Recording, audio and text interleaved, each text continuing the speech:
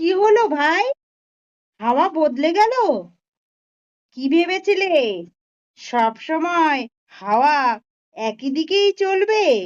হুঁ, হাওয়ার স্রোতে পুরো শরীরটাকে দুলিয়ে দিয়েছিলে। ভেবেছিলে এ হাওয়া আর বদলাবে না। কিন্তু সময়ের সঙ্গে সঙ্গে ওয়েদার যেমন চেঞ্জ হয়, ঠিক তেমনি ভাবেও হাওয়াটাও কিন্তু চেঞ্জ হয়।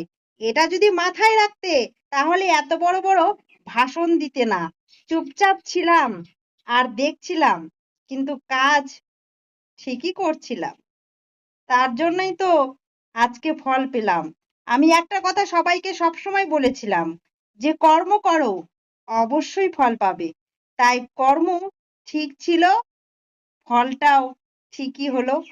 সবাই বলো, জয় শ্রীরাম, রাম রাম। একটাই কথা বারবার বলবো, হিন্দু জন্মায়, হয় না।